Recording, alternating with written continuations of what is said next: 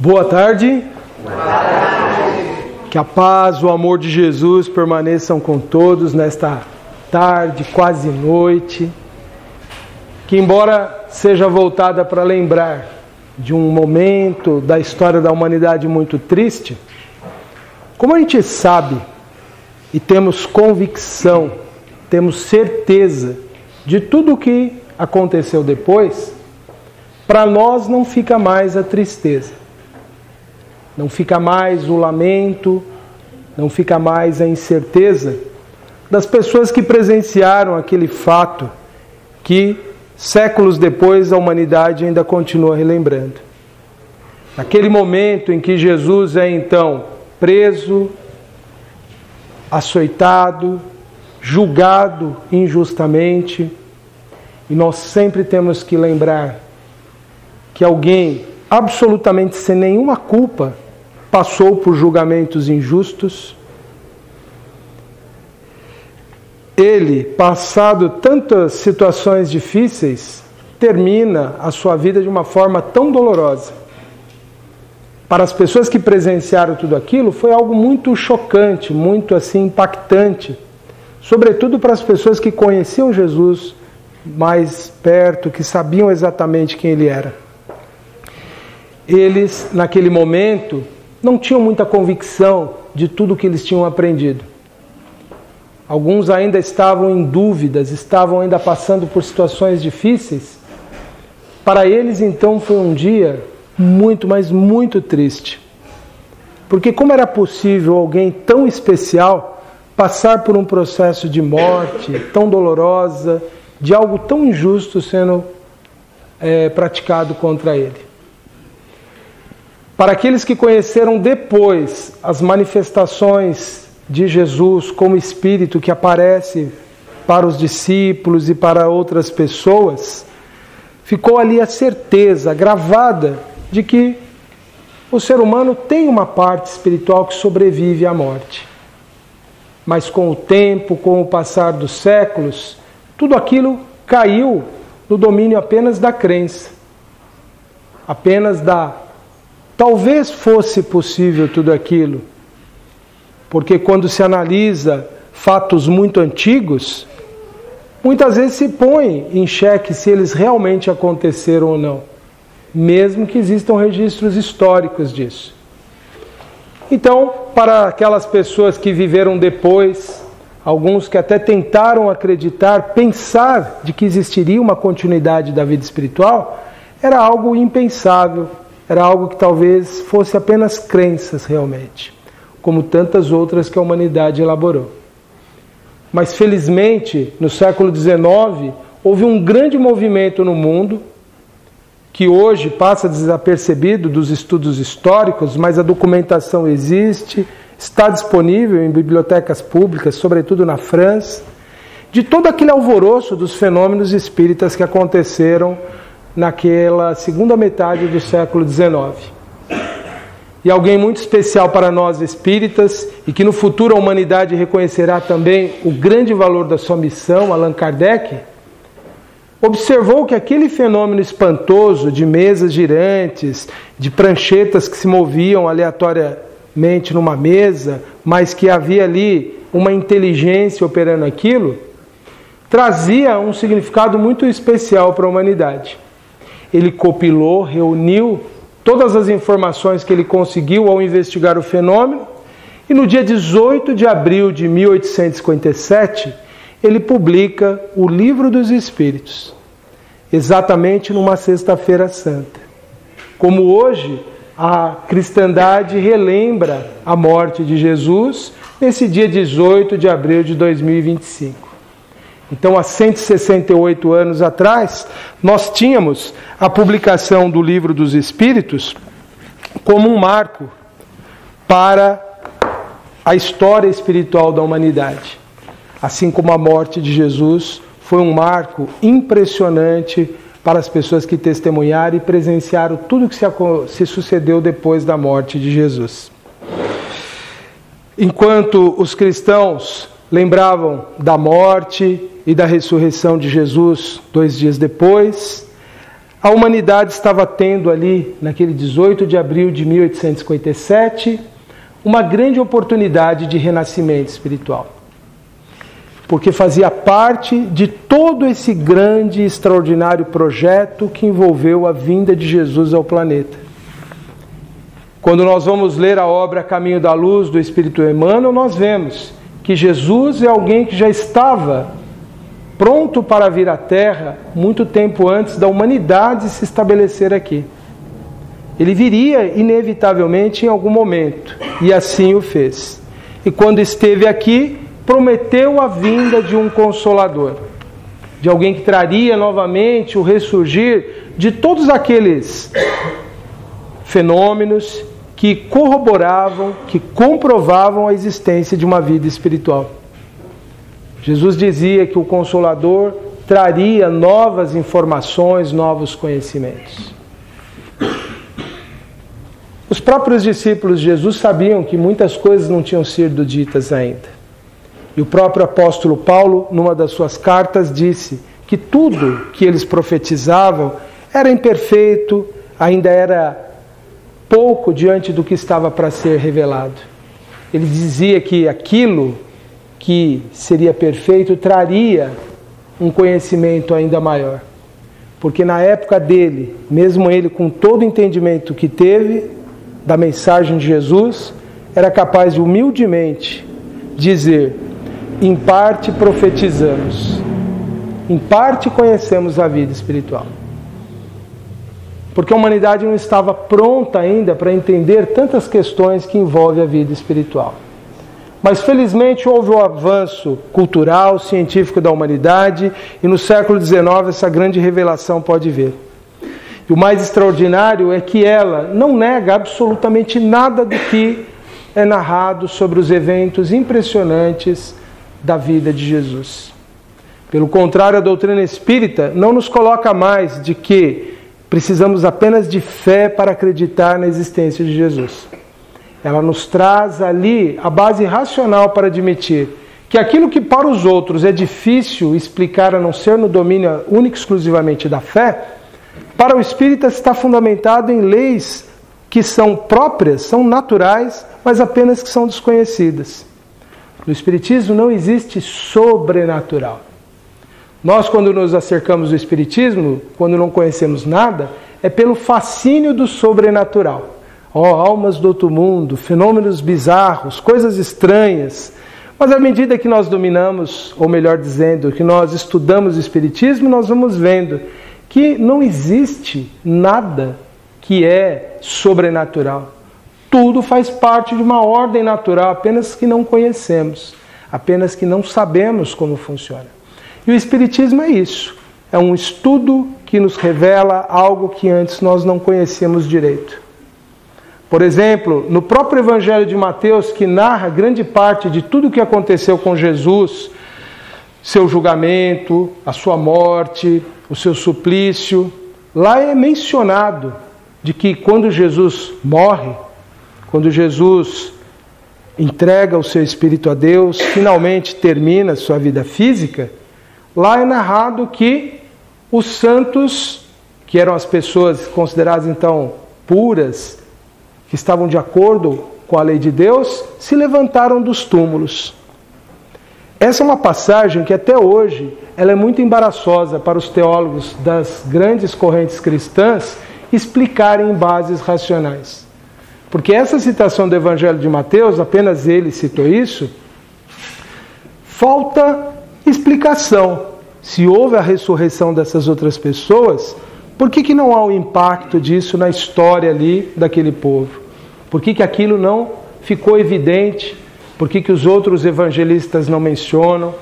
Então, grandes comentaristas do Evangelho, embora aceitem porque está no Evangelho de Mateus, então deve ter acontecido, eles não conseguem explicar por quê. Porque naquela época, quem narrou isso usou o termo próprio que era daquele tempo, de dizer levantar-se. Que levantar-se significava, naquele contexto, de voltar à vida, de se manifestar, de estar ali novamente se comunicando. Aqueles que haviam morrido tinham tido a oportunidade de novamente se manifestar. novamente se pronunciarem. Um fenômeno que para nós espíritas, ele é muito compreensível, muito fácil de ser admitido. Esse levantar-se dos santos naquela época não era necessariamente a ressurreição do corpo, porque era do próprio entendimento do apóstolo Paulo de que não é o corpo físico que ressuscita, é o corpo espiritual. A volta é espiritual sempre. Mas a humanidade ficou com essa ideia e isso de alguma forma limitou o entendimento, a compreensão do significado da existência humana. De limitar a existência do homem apenas à necessidade de um corpo físico. E Jesus trouxe à humanidade o entendimento de que nós somos seres espirituais, que revestidos de um corpo temporariamente vivemos aqui, mas que há uma vida além dessa matéria, uma vida além disso. E esse foi um dos grandes testemunhos de Jesus com a sua morte. Era inevitável que, para provar definitivamente para aquelas pessoas que conviveram e aprenderam com ele que existia essa vida, que ele devesse partir. Era inevitável que a morte acontecesse. Infelizmente, para aqueles que decidiram que fosse da forma de um julgamento injusto, um verdadeiro assassinato, fosse daquela forma. Mas cada ser humano é livre para se tornar instrumento das leis divinas pelo seu livre-arbítrio. Eles não precisavam ter assumido esse papel. Ninguém está destinado a tirar a vida de ninguém. Embora, infelizmente, muitos se candidatem a ser instrumentos dos eventos que precisam ocorrer. Aqueles que, infelizmente, tiraram a vida de Jesus, voluntariamente se candidataram a algo muito infeliz, motivado pelas suas paixões, pelas suas imperfeições, pela sua incapacidade de entender as metáforas, as lições que Jesus trazia, e de entender que ele não estava falando de reinos humanos, ele não estava disputando poderes com ninguém, ele estava falando de algo muito mais sublime, muito superior que a vida espiritual.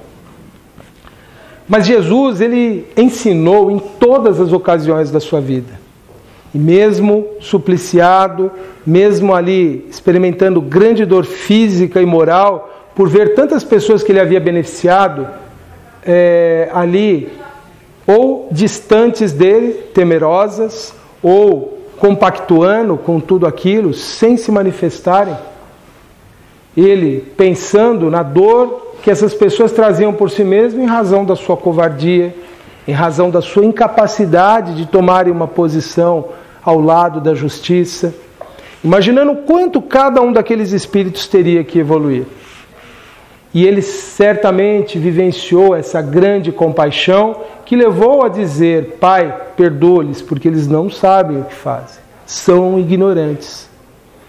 Mas há um episódio que ocorre no momento em que Jesus, pouco antes de desencarnar, e o desencarne dele foi por volta das 15 horas da tarde, em que Jesus dialogou, ou passou uma última instrução para um discípulo dele, que foi Tomé. Tomé é aquele discípulo da dúvida.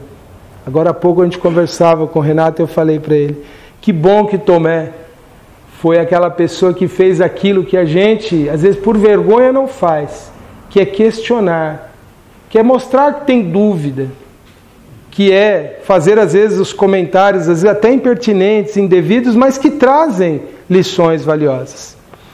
E Tomé, alguns dias antes, tinha conversado com Jesus sobre o tema da fé. E ele achava que somente pessoas que tivessem um grande valor espiritual, intelectual, alguém que fosse muito experiente, muito vivido, ele dizia um espírito mais cultivado, é que era capaz de ter fé. E Jesus explica para ele que não é isso. A fé não depende necessariamente de conhecimento, de letras, de grande erudição. A fé é algo muito mais simples e é passível de ser manifesta em qualquer pessoa. E aí Tomé ainda continua com essa ideia de que apenas a fé era um atributo que apenas pessoas muito inteligentes, muito capazes é que poderiam ter. Pessoas ignorantes, simples, jamais poderiam ter a fé verdadeira. Aquela fé que Jesus falava de que movia montanhas. Então, naquele momento, Tomé é uma pessoa que está ali oculta na multidão, também temeroso de ser identificado. Ele presencia aquele momento em que os dois ladrões estavam sendo crucificados junto a Jesus ali, em que um deles fala para Jesus assim: Mestre, se for da sua vontade que eu esteja com você ou com o Senhor no paraíso. Antes ele tinha respondido para o chamado, entre aspas, mau ladrão, de que Jesus era inocente, porque aquele homem estava zombando de Jesus, falando: se você é tão poderoso, por que não tira a gente daqui? Mas o outro, mais simples, consciente de que era alguém pecador, que tinha os seus erros, ainda assim ele conservava a fé em Jesus, mesmo Jesus aparentemente ser vencido ali naquele momento da cruz.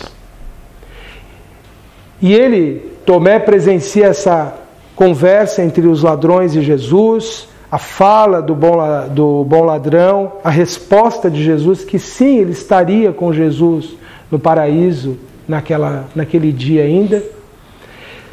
E antes, Tomé tinha tido algumas reflexões ainda amargas, próprias dele, como tantas vezes nós temos, de dúvida, de questionar por que Deus permite o sofrimento, sobretudo para as pessoas que são inocentes.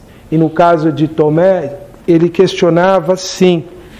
E esse relato está lá no livro Boa Nova, de Humberto de Campos. O título é O Bom Ladrão. E Tomé então questionava assim: durante 3 anos consecutivos, haviam acreditado que Deus guardava todo o poder sobre o mundo. Não conseguia, pois, explicar como tolerava aquele espetáculo sangrento de ser o seu enviado, amorável e carinhoso, conduzido para o madeiro infamante sob impropérios e pedradas. O prêmio do Cristo era então aquele monte de desolação reservado aos criminosos? Tomé ainda conservava aquela dúvida: como poderia ser isso? Que Deus é esse que permite aquilo? E aí então, após ouvir o diálogo de Jesus com os dois ladrões, ao ouvir Jesus dizendo para o bom ladrão que estaria sim com ele no paraíso, e aí então Tomé ouve de Jesus o que Jesus murmura para ele, e foi audível, ele pôde captar aquilo.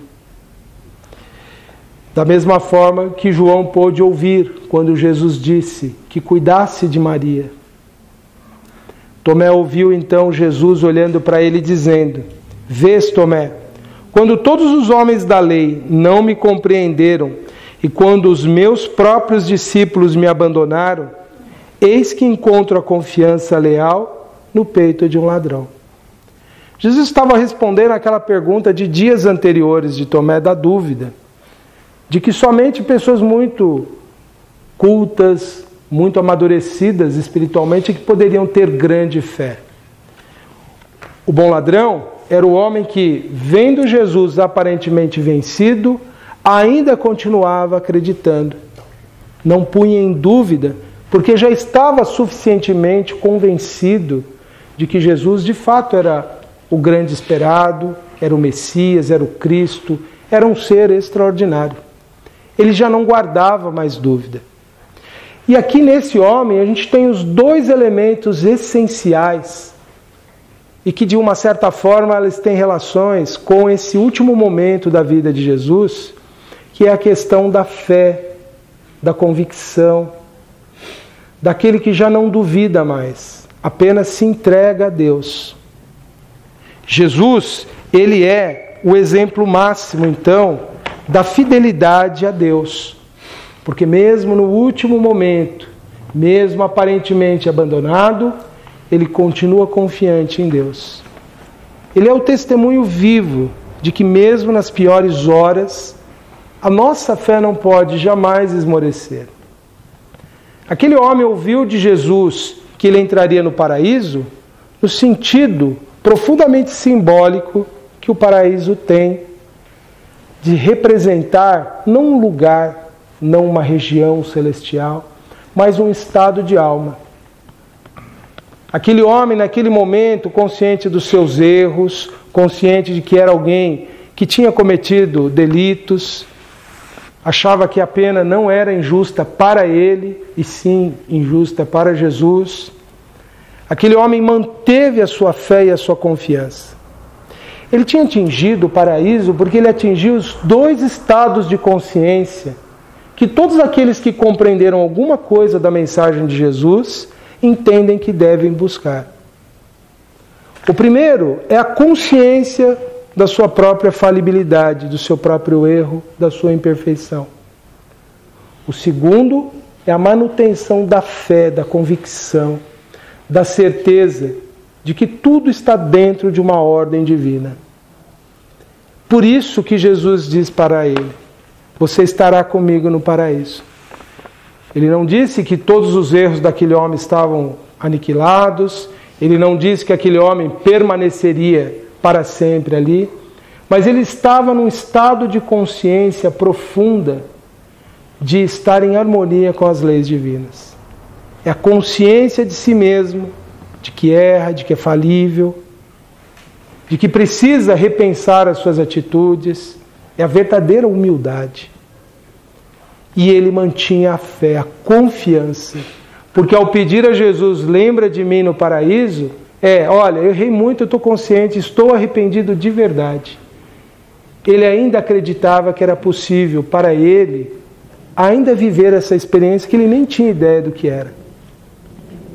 Então era alguém de profunda fé, mesmo um homem considerado pecador. Então Jesus, quando fala isso para Tomé, ele enfatiza o valor dessas duas grandes virtudes para nós. E mesmo sofrendo, ele não perde a oportunidade de explicar para Tomé aquilo que ele tinha perguntado anteriormente. Por isso que Jesus foi tão extraordinário. Não foi pelos eventos extraordinários que marcaram a sua vida, não foi pelos fenômenos impressionantes que ele produziu, é pelo valor da sua ética, da sua atitude, da sua postura, da sua lealdade a Deus. É por isso que é tão significativa a passagem da vida, ou melhor, a passagem de Jesus pela terra. É por isso que é tão significativa o estudo dessa vida por nós. Porque ela nos revela muito da nossa vida, da nossa existência, não apenas material, não apenas aqui nas nossas relações, mas daquilo que transcende o mundo material. Nós temos elementos suficientes, informativos, formativos, de experiências, que podem ser até mesmo pessoais, para prosseguirmos confiantes, com fé, com certeza de que há uma ordem implícita em tudo que nós estamos vivendo e de que nós estamos num grande e maravilhoso processo de renascimento para algo muito maior, que é a vida espiritual. Alguém já disse que enquanto estamos vivos, estamos mortos, mas na verdade nós estamos renascendo para uma grande vida, que é a vida espiritual. Viver é morrer um pouco a cada dia, porque as nossas forças vão se esvaindo, vão diminuindo, e nós estamos, na verdade, nesse processo transcendendo para essa grande, extraordinária e verdadeira vida, como os Espíritos nos ensinaram. Mostrando que tudo isso que temos aprendido com o Consolador prometido, com o Espiritismo, está plenamente consoante com a essência dos ensinamentos de Jesus. Por isso que nós lembramos da passagem de Jesus pelo mundo como um evento extraordinário. O seu nascimento é a esperança daquele que vem cumprir uma missão. A sua morte é a confiança daquele que se entrega aos desdobramentos da sua tarefa sem hesitar, sem voltar atrás, sem recuar. E a Páscoa, a ressurreição, o ressurgir do mundo dos mortos, na verdade é a volta espiritual de Jesus, é a prova definitiva de que O homem é um ser espiritual. É por isso que para nós, lembrar de toda essa história no seu conjunto deve ser sempre uma oportunidade de nós reconhecermos que nós estamos vivendo uma experiência maravilhosa que é a vida. E que devemos abençoá-la todos os dias. E que quando tivermos que retornar, ou alguém que nós amamos retorna à vida espiritual, que não fique peso de dor em nós nenhum. Que nós reconheçamos que é parte do processo morrer para renascer.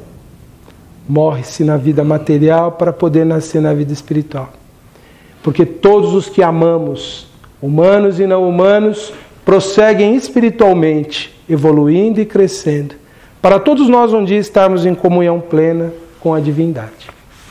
Então eu convido a todos nesta hora para nós realizarmos a nossa oração de agradecimento a Deus e a esse Mestre que nos trouxe lições que nos inspiram, nos fortalecem e nos ajudam. Querido Mestre Jesus, nós agradecemos pelas lições que chegam até os nossos dias. Nós agradecemos pela iluminação do conhecimento de tantos que sustentaram essas verdades para que elas chegassem até nós em nossos dias.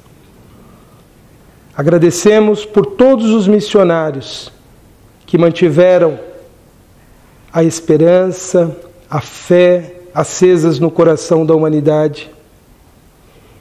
E agradecemos a esses espíritos amorosos e generosos que têm nos envolvido e nos amparado todos esses dias. Ao nosso Espírito guardião, nosso Espírito protetor, que tão generosamente conduz a cada um de nós em nossos aprendizados no mundo. Nós agradecemos as equipes espirituais que trabalham intensamente pelo progresso da humanidade e que se encontram distribuídos em 2 planos da vida, desencarnados e encarnados. A todos aqueles que trabalham pelo progresso, pelo bem-estar da humanidade, pela melhoria de vida de todos, que todos sejam abençoados, Mestre, e que consigamos nos tornarmos verdadeiramente criaturas dignas do título de cristãs, dignos de recebermos o título de seus discípulos. Que possamos pregar este Evangelho, Senhor, não mais pelas palavras, mas pela nossa atitude, pelas nossas ações, pelos nossos exemplos. Que possamos ser esse sal da terra, Senhor, capaz de salgar verdadeiramente, capaz de dar sentido, sabor a tudo que existe, capaz de conservar o que é bom. Que possamos ser essa semente pequenina que produza frutos abundantes, mesmo no solo mais árido. Que possamos ser o elemento de paz onde estivermos. Que sejamos verdadeiramente seus discípulos. E nesta hora da humanidade, com tantos desafios, com tantos temores, nós pedimos que a esperança possa renascer nos corações de todos os aflitos, de todos os sofredores, de todos os tristes, de todos os que estão se sentindo vencidos nesta hora, Senhor. Que os Espíritos Consoladores, mensageiros do vosso amor, da vossa paz, possa derramar sobre todos as consolações, o bom ânimo, a força para continuarmos vivendo, agradecidos pela oportunidade bendita da vida, Senhor, que temos tanto a agradecer por tudo que nos é oferecido a cada momento, por tudo que já recebemos, por tudo que já nos abençoa a vida, por tudo que um dia ainda usufruiremos neste mundo maravilhoso, esse sistema tão abençoado que chamamos de terra. Que tenhamos a reverência e o amor por toda essa grande e maravilhosa organização idealizada por sua mente perfeita. Que saibamos respeitar os nossos irmãos pequeninos, animais, plantas e todos os seres deste planeta. Que saibamos nos amar uns aos outros e agirmos com reverência diante de todas as obras da natureza, que são as testemunhas vivas do amor de Deus por sua criação. Obrigado, Mestre, por tudo. E queremos mais uma vez, em nossa oração, elevarmos o nosso pensamento a Deus, como a vossa sabedoria nos ensinou, reconhecendo que Ele é nosso Pai e que por isso mesmo somos todos irmãos. Pai nosso que estais nos céus, santificado seja o vosso nome. Venha a nós, Senhor, o vosso reino, seja feita a vossa vontade, assim na terra como nos céus. O pão nosso de cada dia nos dai hoje. Perdoai, Senhor, as nossas dívidas, assim como perdoamos os nossos devedores. E não nos deixeis cairmos em tentações, mas livrai-nos de todo o mal. Pois sois vós o poder, o reino e a justiça para todos sempre. E pedimos à Mãe Santíssima, tão amorosa, auxiliar de Jesus nessa grande obra de elevação da humanidade, através da oração que aprendemos assim. Ave Maria, cheia de graça, o Senhor é convosco. Bendita sois vós entre as mulheres, pois bendito é o fruto do vosso ventre, Jesus. Santa Maria, Mãe de Jesus, rogai por nós, os filhos de Deus, agora e na hora de nossa passagem. A nossa gratidão eterna a todos esses seres puros e iluminados que nos abençoam, que nos acompanham tão generosamente há tantos milênios. Obrigado por tudo. Que assim seja. Graças a Deus.